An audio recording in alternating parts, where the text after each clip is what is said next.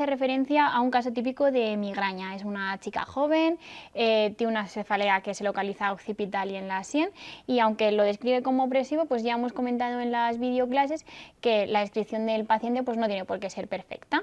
Lleva 8 horas y es muy intensa y se asocia a fotofobia y a sonofobia. Entonces, al ser un caso típico de migraña que no tiene ningún dato de alarma, no va a ser necesario hacer un TAC craneal con contraste, ¿vale? Sí que se debe iniciar lo antes posible, pues la metoclopramida, el AINE y la hidratación, y reevaluar a la paciente para ver cómo responde al tratamiento. Y la intensidad del dolor, aunque sí es un dato que tenemos que tener en cuenta, de forma aislada y con otros datos congruentes, no nos tiene por qué hacer pedir un TAC craneal. Lo que hemos dicho, ¿no? La localización del dolor y la cualidad opresiva pueden orientar perfectamente a migraña, ¿vale? Por lo tanto, en esta pregunta la respuesta correcta es la B, ¿vale? Tenemos que poner tratamiento lo antes posible y no es necesario ampliar el diagnóstico etiológico en urgencias. Bueno, hacer un poquito de referencia a cuáles son los síntomas de alarma que nos hacen pensar en cefaleas secundarias y por lo tanto en los que tendríamos que hacer un escáner, ¿vale? En los pacientes inmunosuprimidos siempre deberíamos hacer un escáner porque están aumentadas la frecuencia de abscesos y de neoplasias. En los pacientes que tienen cefalea en trueno, que es aquella que se instaura en menos de un minuto, también tendríamos que hacer escáner. En pacientes que tienen una cefalea progresiva que no responde al tratamiento, pues nos sugiere cefalea por hipertensión intracraneal, entonces también tendríamos que hacer escáner. Y pues en pacientes que tienen una cefalea que nos recuerda a una migraña, que es pulsátil, de intensidad moderada, aunque se asocien a aura, si esta es una aura visual, pues no sería necesario hacer escáner, ¿vale? Por lo tanto, la respuesta correcta es la D. Hace referencia al manejo de los pacientes con sospecha de infección del sistema nervioso central. Recordamos que ante sospecha de infección del sistema nervioso central, lo más importante es poner los antibióticos lo antes posible, sobre todo en situaciones en las que la punción lumbar se va a demorar, ¿vale? Entonces, no es necesario en todos los pacientes con cefalea y con fiebre hacer una punción lumbar porque cualquiera que haya tenido una gripe o que haya tenido el COVID, ¿no? Pues sabe que uno tiene fiebre y tiene cefalea, ¿vale? La sospecha de infección del sistema nervioso central es cuando no hay otro foco y cuando se asocia a rigidez de nuca o a otros síntomas neurológicos, ¿vale? Aunque es necesario hacer una punción lumbar para diagnosticar la infección del sistema nervioso central, en ocasiones hay que demorarla por hacer pruebas de imagen, ¿vale? Eso una cosa no quita a la otra, ¿vale? Lo importante es, como hemos dicho, iniciar el tratamiento lo antes posible y aunque los signos meningios son un dato que orienta a meningitis bacteriana, hay pacientes en los que es muy difícil explorarlo, sobre todo si tienen otras causas de rigidez cervical y su ausencia no es un dato patognomónico de la ausencia de infección de meningitis, ¿vale? Entonces, la respuesta correcta a esta pregunta es la C. Bueno, esta pregunta intenta poner el ejemplo de un caso de arteritis de la temporal, ¿vale? En la arteritis de la temporal es una cefalea característica de pacientes ancianos que debuta pues, a partir de los 55 años y que es una cefalea progresiva y con escasa respuesta. Aunque la paciente de nuestra pregunta nos diga que tiene un dolor en ambas sienes y que tiene ciertas características pulsátil, pues hay muchos datos de alarma en la pregunta que no nos podemos pasar por alto, ¿vale? Por lo tanto, sí que es necesario solicitar una analítica con VSG y PCR, que son parámetros inflamatorios, sí que es necesario hacer un TAC craneal porque la paciente tiene más de 80 años y tiene una cefalea con baja respuesta a tratamiento habitual y si tenemos la respuesta clínica adecuada y las pruebas complementarias nos respaldan, pues sí que habría que iniciar corticoides, que es el tratamiento de la arteritis de la temporal, ¿vale? Entonces la respuesta correcta es la C. Pues volvemos a insistir con los datos de alarma que nos permiten diferenciar las cefaleas primarias de las cefaleas secundarias. Tener antecedentes personales de episodios similares de cefalea pues es un dato que nos orienta más hacia las cefaleas primarias. La fotofobia, sonofobia y la necesidad de descansar también es un dato que nos orienta a migraña, por tanto a las cefaleas primarias. La instauración brusca con intensidad máxima en menos de 5 minutos es una característica de las cefaleas en trueno, por lo tanto eso es un dato de alarma, ¿vale? Y la situación vital de estrés, pues con menos ingesta y menos descanso, puede ser un desencadenante de la migraña, ¿vale? Por lo tanto, la respuesta correcta es la C, ¿vale? La instauración brusca es un dato de alarma. Referencia al manejo del paciente con bajo nivel de conciencia. En todos los pacientes con bajo nivel de conciencia es imprescindible asegurar la vía aérea, la situación respiratoria y hemodinámica. La presencia de pupilas mióticas localiza la lesión en la protuberancia, aunque no se nos debe olvidar que la intoxicación por opioides también produce pupilas mióticas. Y la hipoglucemia puede provocar tanto síntomas focales como bajo nivel de conciencia, incluso también puede provocar agitación, por lo tanto ante cualquier síntoma neurológico es una determinación que tenemos que hacer lo más rápidamente posible, ¿vale? La que es incorrecta es pues, que la postura de descerebración es un dato de focalidad neurológica, entonces orienta a coma estructural y no a coma tóxico-metabólico, y por tanto es necesario hacer un TAC craneal. Por lo tanto, la respuesta correcta a esta pregunta es la B. Hace referencia al manejo del síndrome confusional agudo, ¿vale? Nos piden la respuesta correcta. Bueno, pues en pacientes con síndrome confusional agudo, lo primero es identificar el desencadenante del síndrome confusional agudo, que en este caso parece la introducción de un derivado opioide en un paciente con deterioro cognitivo, ¿vale? En estos pacientes es ideal hacerlo primero medidas de reorientación, pues ponerles en un ambiente familiar, acompañado por personas cercanas, intentar no hacer mucho ruido, etc. Y hay que intentar no administrar antipsicóticos a no ser que sea imprescindible, ¿vale? Sí que hay que hacer una exploración pulmonar y abdominal para identificar otras posibles causas, como un globo vesical.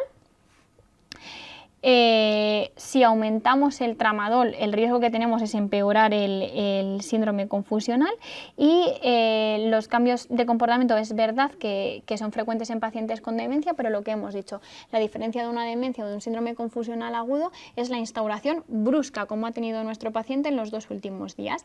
Por tanto, no es parte de su deterioro cognitivo, ¿vale? La respuesta correcta a esta pregunta es la respuesta B. Hay que hacer exploración completa.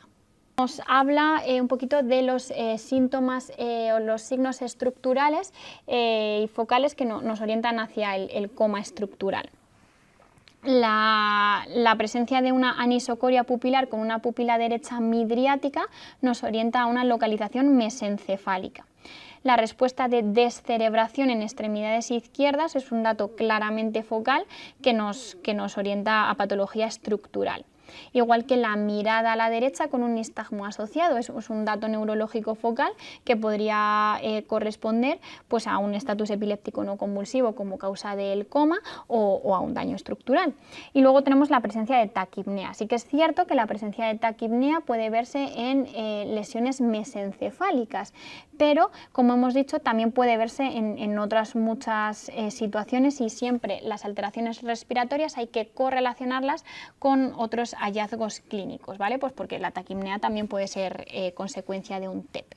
Por lo tanto, la respuesta correcta es la D. Hace referencia al síndrome confusional y bueno, pues nos piden la respuesta incorrecta.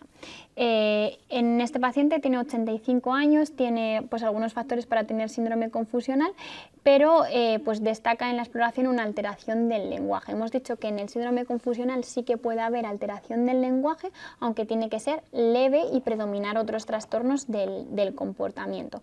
Por lo tanto, en este paciente, pues aunque tiene algún leucocito en la infección de orina, parece poca cosa para justificar 39 grados y la alteración del lenguaje nos mosquea. Por lo tanto, no nos deberíamos quedar tranquilos solo con el diagnóstico de infección de orina. Si no hay un claro foco, deberíamos hacer una punción lumbar, porque es una de las de las etiologías del síndrome confusional en el paciente anciano, y también es recomendable hacer un TAC craneal antes de la punción lumbar, pues porque es muy mayor y tiene una focalidad neurológica, y sí que presenta varios factores, como hemos dicho, para desarrollar un síndrome confusional agudo. Por lo tanto, la respuesta correcta sería la A. La fiebre no se justifica solo por la infección de orina y deberíamos hacer más estudios.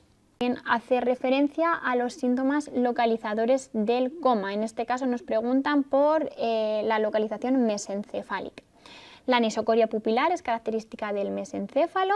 La postura de descerebración también puede verse en la parte más alta, en la parte más baja del mesencéfalo.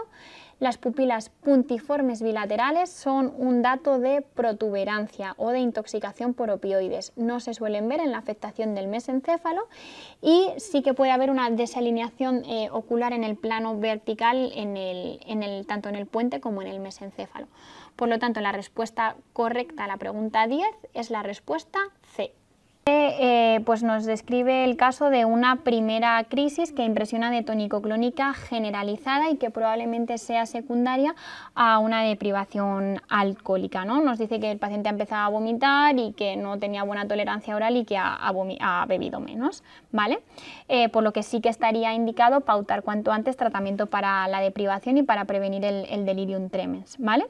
En pacientes con primera crisis epiléptica recordamos que siempre es necesario realizar un TAC craneal y realizar analítica, gasometría y electrocardiograma, ¿vale? Independientemente de que tengan o no desencadenantes. Y bueno, pues el periodo de observación de una crisis es de 24 horas porque es en el momento del tiempo donde hay más recurrencias precoces, ¿vale? Por lo tanto, la respuesta correcta es la C. Hace referencia al manejo de crisis epiléptica en paciente epiléptico conocido, ¿vale? En este caso, pues una chica con crisis focales. En estos tipos de pacientes lo que tenemos que preguntar es la frecuencia de crisis y ver si hay o no desencadenante. La frecuencia de crisis es similar y las características de las crisis son similares a las que ella tiene habitualmente, por lo que nos dice la pregunta. Por lo tanto, no habría ningún dato para hacer necesario un escáner, ¿vale? Y luego, aunque la gastroenteritis puede ser un desencadenante, sí que es verdad que hay que hacer pues, analíticas para descartar otros desencadenantes añadidos, como por ejemplo pues, una hipoglucemia, una alteración del sodio, del potasio asociado a los vómitos, etc. Y bueno, pues al tratarse de la crisis del mismo tipo y con frecuencia similar, no sería necesario modificar el tratamiento, ¿vale? Por lo tanto, la respuesta correcta es la C. Habla de la situación de estatus epiléptico. El estatus epiléptico es una urgencia neurológica que requiere inicio de tratamiento lo antes posible, ¿vale? La gravedad del estatus es independiente de si hay un factor desencadenante o no, o de si el paciente es epiléptico conocido o no. En todos los pacientes hay que hacer un TAC craneal y en todos los pacientes hay que poner tratamiento lo más rápido posible y no esperar a que el estatus pase solo. La hipoglucemia es una de las causas potenciales de estatus, su diagnóstico es sencillo y por tanto habría que hacerlo lo más rápido posible, y hay que tener cuidado porque cuando un paciente que ha tenido un estatus convulsivo deja de convulsionar, tenemos que estar muy atentos a los movimientos sutiles para descartar estatus no convulsivo, ¿vale? Por eso tenemos que estar atentos al nistagmo o a la desviación cefálica, ¿vale? La respuesta correcta en este caso sería la B. Hace referencia al ajuste de tratamiento antiepiléptico de los pacientes que llegan a urgencias con una crisis. No a todos los pacientes epilépticos que llegan a urgencias hay que modificarles el tratamiento. Si el paciente tiene un desencadenante claro o es su frecuencia de crisis habitual, pues simplemente tenemos que observarle durante 24 horas y no hay que cambiar el tratamiento. En los pacientes con estatus epiléptico hay que comenzar el tratamiento lo más rápido posible, ¿vale? Y luego ya descartaremos y trataremos desencadenantes, pero en ellos sí que está indicado iniciar el tratamiento lo más rápido posible. Luego, si tenemos una crisis epiléptica con semiología focal, la presencia de una lesión en la prueba de imagen sí que puede hacer razonable empezar el tratamiento antiepiléptico en urgencias, ¿vale? y en pacientes con intoxicación alcohólica y primera crisis no es necesario iniciar el tratamiento antiepiléptico porque tienen un desencadenante claro, ¿vale? Entonces la respuesta correcta es la respuesta C. Hace referencia al síncope convulsivógeno, que recordemos que es uno de los principales diagnósticos diferenciales con las crisis epilépticas. ¿Vale? Si tenemos claro por semiología y por exploración que es un síncope convulsivógeno, no hace falta hacer TAC a la llegada de la paciente, ¿vale? Aunque haya presentado movimientos repetitivos y pérdida de control de esfínteres, en este caso el diagnóstico más probable es un síncope convulsivógeno porque han durado 20 segundos, hemos dicho que la pérdida de control de esfínteres no nos diferencia a una crisis de un síncope y lógicamente pues todos los síncopes tienen pérdida de conocimiento, ¿vale?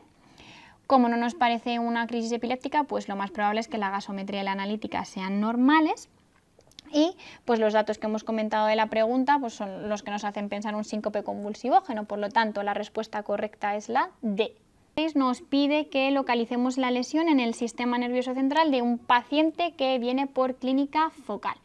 Entonces, el conjunto de hemiparesia y hemipuestesia derecha con paresia facial derecha y alteración del lenguaje, pues nos localiza la lesión en el hemisferio cerebral izquierdo, ¿vale? Por tanto, la respuesta correcta es la D, ¿vale? No es un hemisferio cerebeloso porque pues tiene clínica del lenguaje, además no nos dice nada de la dismetría. Como la paresia es derecha, no puede ser el hemisferio cerebral derecho y en el caso de la protuberancia tampoco veríamos alteración del lenguaje. Referencia al manejo de una clínica focal aparentemente brusca, en la que siempre tenemos que pensar en el ictus agudo y pensar si tenemos que activar o no código ictus. Aunque sea una paciente anciana, hemos dicho que la edad no es un factor para negarle a nadie que se active o no código ictus, ¿vale? Y la clínica es de menos de 24 horas de duración, por lo tanto sí que sería candidata a activar código ictus, ¿vale? Esta lesión pues se localiza probablemente en la fosa posterior, ¿vale? Porque si veis, pues tiene tendencia al sueño y tiene visión doble, que son dos de las características más importantes de la fosa posterior. Y el primer paso es efectivamente el manejo de la glucemia y el manejo tensional, pero si nos encontramos unas tensiones altas, esto no quiere decir que paremos el proceso diagnóstico y esperemos a que baje la tensión, sino que tenemos que corregirla y seguir pidiendo el escáner basal, ¿vale? Si la situación basal de la paciente es favorable, como la clínica tiene menos de 24 horas y no tiene ninguna enfermedad que limite su calidad de vida, sí que puede ser candidata a que se active el protocolo de código ictus, ¿vale? Por lo tanto, la respuesta correcta es la C. Nos habla de la semiología característica de las lesiones medulares, ¿vale? Una hemiparesia derecha sí que puede producirse en una lesión medular, es muchísimo más frecuente en la clínica de afectación de los 2 miembros inferiores o los 4 miembros, pero si la lesión solo afecta a la mitad de la médula, sí que podemos tener una hemiparesia. También son características las alteraciones de esfínteres, por lo tanto la retención urinaria es un síntoma típico y también puede haber un nivel sensitivo, ¿vale? Lo que no puede haber en una lesión de la médula es una negligencia visoespacial, porque la negligencia es un dato cortical, ¿vale? Un dato por afectación de los hemisferios, por lo tanto la respuesta correcta es la B. Nos presenta un paciente con clínica focal en el que tiene agitación, tiene afasia y tiene hemianopsia derecha. Esta clínica parece localizarse en el hemisferio izquierdo, pero tiene algunos datos que nos hacen pensar pues, que igual no es un ictus, ¿vale? Sobre todo la fiebre y la agitación y que no parece tan agudo, ¿no? Entonces, la clínica sí que se debe a una lesión en el hemisferio cerebral izquierdo. Ante el inicio brusco aparente sí que debemos realizar un TAC craneal urgente, ¿vale? Aunque la sospecha de encefalitis es una probabilidad, pero tenemos que seguir descartando un ictus porque es una clínica focal y brusca.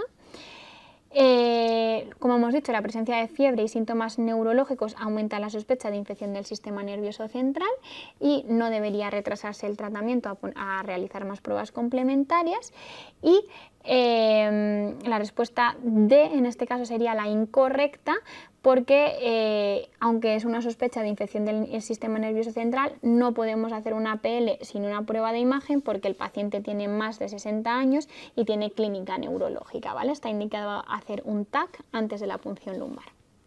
Hace referencia al manejo de la cefalea en pacientes que tienen focalidad neurológica, ¿vale? Sí que es necesario activar código ictus, incluso poner las dos vías periféricas, hacer el control de constantes y realizar TAC craneal porque es una clínica neurológica de inicio brusco. Puede localizarse en el hemisferio cerebral derecho o también en el tronco del encéfalo, ¿vale? Lo que nos permitiría diferenciar una clínica de otra sería la dirección de la desviación de la mirada. Las lesiones hemisféricas desvían la mirada hacia el lado contrario de la paresia y las lesiones troncoencefálicas hacia el mismo lado de la paresia, ¿vale? Pero con la clínica que nos describe el enunciado no podemos localizarla más. La presencia de una glucemia baja sí que es verdad que se puede ver en la cefalea, pero también se puede ver en clínica neurológica focal, ¿vale? Entonces, ante una hipoglucemia deberemos corregirla independientemente de que luego también pidamos un escáner, ¿vale? Y bueno, pues sí que es verdad que la presencia de anticoagulantes, cefalea y somnolencia pues aumenta la sospecha de hemorragia del sistema nervioso central. Por lo tanto, la respuesta correcta es la C. Nos habla de un síndrome vestibular agudo y nos pide cuál es la exploración correcta de la neuritis vestibular, ¿vale? La exploración de la neuritis vestibular tiene que ser un nistagmo con fase rápida contraria al vestíbulo lesionado y que es máximo cuando la mirada se dirige al vestíbulo lesionado, con una tendencia a la desviación de la marcha hacia el vestíbulo lesionado, ¿vale? Por tanto, la respuesta correcta es la A. Hace referencia a un síndrome vestibular episódico, en el que los desencadenantes y la duración del episodio nos orientan hacia la etiología del cuadro, ¿vale? En el caso de episodios de menos de un minuto de duración que se desencadenan con los movimientos de la cabeza, lo más probable es que tenga un vértigo posicional paroxístico benigno. Por lo tanto, la respuesta correcta es la B. Son preguntas encadenadas, por tanto, pues nos hace responder indirectamente cuál es la exploración más frecuente en un paciente con vértigo posicional paroxístico benigno, y pues es que la exploración sea sin alteraciones en los episodios. Si hacemos la maniobra de Discal-Pike tendremos un nistagmo que será característico del canal estimulado y podremos confirmar el diagnóstico. Referencia también al síndrome vestibular episódico y nos dice que cuál de ellos, de las siguientes respuestas, pues no es un síndrome vestibular episódico, ¿vale? La neuritis vestibular es un síndrome vestibular agudo, ¿vale? Una vez que se presentan los síntomas, se mantienen horas o días. El ataque isquémico transitorio dura menos de 24 horas y en determinadas etiologías puede ser episódico. El VPPV es la patología más importante como ejemplo del síndrome vestibular episódico, y el vértigo asociado a la migraña también es un síndrome vestibular episódico. Por lo tanto, la respuesta correcta es la A. Hace referencia al mareo, que parece un síndrome vestibular agudo, pero con otra clínica neurológica añadida, ¿vale? Entonces, cuando tenemos un síndrome vestibular agudo en el que la exploración no es totalmente compatible con una neuritis vestibular, tenemos que sospechar un ictus isquémico, ¿vale? Hay que hacer un TAC craneal urgente. Es probable que la lesión se localice en el territorio vertebrobasilar con esa exploración que nos describen, y aunque sí que tiene un nistagmo horizonte rotatorio, tiene dismetría y tiene disartria, por lo tanto no es probable que sea una neuritis vestibular y puede ser candidato a activar código ictus. Por lo tanto, la respuesta correcta es la C.